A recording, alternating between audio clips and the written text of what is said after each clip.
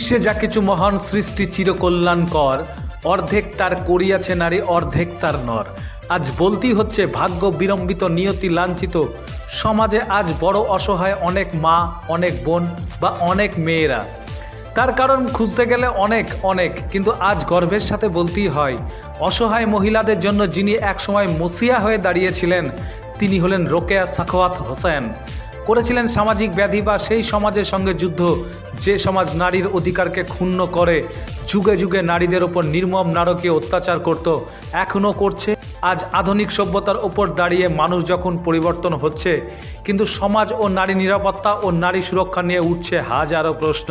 মুর্শিদাবাদ জেলার প্রাণ কেন্দ্র বহরমপুর শহরে বর্তমান অবক্ষয়িত সমাজের সার্বিক ও নৈতিক মান উন্নয়নের লক্ষ্যে নারীদের নিরাপত্তা ও ক্ষমতায়নের প্রয়োজনে রোকেয়া নারী উন্নয়ন সমিতির উদ্যোগে পালিত হলো রোকেয়া সাখাওয়াত হোসেনের জন্ম মৃত্যু দিবস পালন। সঙ্গে মাননীয়া রোকেয়া সাখাওয়াত হোসেনের মূর্তি উন্মোচন ছাড়াও এদিন উদ্বোধন করা হয় রোকেয়া পাঠাগার ও পাঠচক্র কেন্দ্র। উপস্থিত ছিলেন বিশিষ্ট সমাজসেবী ও বিখ্যাত ডাক্তার মাননীয় আলী হাসান সাহেব, অধ্যাপক রাজশ্রী চক্রবর্তী, বর্ধমান ইউনিভার্সিটি, অধ্যাপক সুজাতা ব্যানার্জি বাগচি, বহরমপুর কেন কলেজ, অধ্যাপক আবুল হাসনাত ছাড়াও বহু বিশিষ্ট জনেরা। মুর্শিদাবাদ থেকে ক্যামেরায় সিন্ধা মণ্ডলের সঙ্গে আবিদ হোসেন মণ্ডলের report, TV ATM Bangla, Kolkata. বিশ্বে যা কিছু মহান সৃষ্টি চিরকল্যাণকর, অর্ধেক তার করিয়াছে নারী, অর্ধেক তার নয়। এই কথাটা বললেন কাজী নজরুল ইসলাম। এটি ইতিহাস, এটি সত্য, এটি বাস্তব, এটি চলছে। দুনিয়া নারী ছাড়া চলে না। অর্ধেক অংশ নারী, কিন্তু নারীরা আজ অবহেলিত। বর্তমান পরিস্থিতিতে সেই নারীরা চরম নির্যাতিত, চরম লাঞ্ছিত, চরম অবহেলার শিকার। আরজিকরের ঘটনা সহ আরও সমস্ত ঘটনা আমাদের চোখে আঙুল দিয়ে দেখিয়ে দিয়েছে কি ভয়ঙ্কর অবস্থার মধ্যে দিয়ে আজকে আমাদের দেশ আমরা চলছি। মেয়েদের উন্নয়ন বাইরে দেখে মনে হয় উন্নয়ন। কিছু মেয়ে চাকরি করেন, কেউ হয়তো মন্ত্রী হয়েছে, কেউ নেতা হয়েছে, কেউ বিভিন্ন কর্মক্ষেত্রে তারা অংশগ্রহণ করেছেন। কিন্তু যে লাঞ্ছনা গঞ্জনা বাড়িতে যেভাবে চলছে, গার্হস্থ্য নির্যাতন, পণপ্রথা নিয়ে, বধূ হত্যা নিয়ে, নারী পাচার, ধর্ষণ, খুন, তালাক, বহু বিবাহ, সম্পত্তির অধিকার না দেওয়া, অর্থাৎ নারীরা একেবারে তুষ্ট। যে নারীরা করেছে এতটা, তারা আজকে অসম্মানিত। তাই আমরা রোকেয়া নারী উন্নয়ন সমিতি আমরা এটাই বলতে চাই, আজকে রোকেয়া সাখাওয়াতের জন্ম এবং মৃত্যুর দিন 9 ডিসেম্বর আমরা পাঠাগার পাঠচক্র ওখানে উদ্বোধন করলাম। ওখানে দেখে আসতে হবে। কেন? এই শিক্ষা নর এবং নারী সকলকে আমরা দেব ক্ষমতায়নের জন্য। চিন্তা, চেতনা, বুদ্ধি, জ্ঞান, সাহস, বিবেক, সৃজনশীলতা। নারীরা মাথা উঁচু করে দাঁড়াবে পুরুষের সঙ্গে পাশাপাশি। পুরুষরাও কিন্তু কোনো অনৈতিক কাজ করবে না। শিক্ষায় আমাদের দান ধ্যান চলছে অনেক কিছু, কিন্তু শিক্ষার কোনো দান নেই।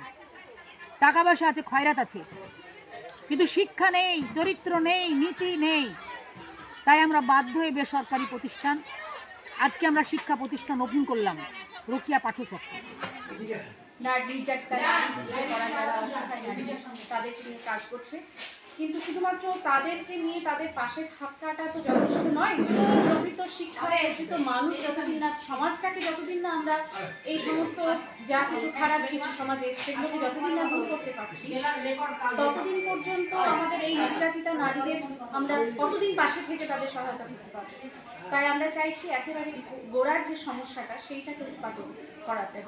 সেই জন্য আমাদের একেবারে প্রকৃত শিক্ষা দিয়ে মানুষকে ভ্যালু দেবে, মূল্য দেবে শিক্ষা, সেই শিক্ষা দিয়ে আমরা চাইছি যে মানুষের ভিতরে একটু মনুষ্যত্ব বোধ, নীতি নৈতিকতা বোধ, সেই বোধটা ফিরিয়ে আনার, এবং সেই প্রয়াসে আমাদের রোকেয়া পাঠাগার এবং পাঠচক্রটার উপরে আমরা বলতে পারেন একটু বেশি গুরুত্ব দিচ্ছি। কারণ এই চর্চাটাই আমরা চাইছি মানুষের মধ্যে পৌঁছে দিতে, যাতে মনীষীদের জীবনী কিছু আমাদের যা দৈনন্দিন সমস্যা সেগুলোকে পার করে আসা, ওভারকাম করার যে ব্যাপারটা, সেই চর্চাটা যেন আমরা মানুষের মধ্যে পৌঁছে দিতে পারি, যে আসল শিক্ষাটা আসলে বিষয়টা কি। আপনার নাম?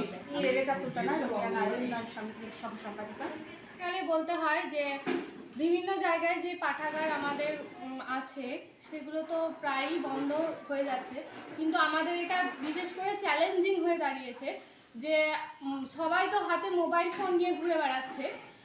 সেজন্যই আমাদের উদ্যোগ হচ্ছে রোকেয়া নারী উন্নয়ন সমিতি থেকে যে তারা আসুক, এসে আমাদের এখানে পাঠ করুক।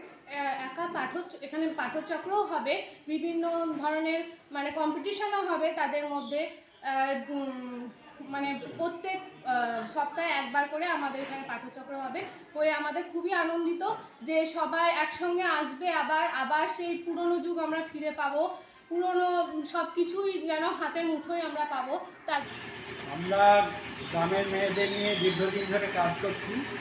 তাদের দেখাশোনা, তাদের সমস্যাগুলো নিয়ে আমরা অবহিত হয়েছি। তাদেরকে নিয়ে আমরা মিটিং মিছিল করছি। তাদের চেতনা বৃদ্ধির কাজেও আমরা ব্রতী আছি।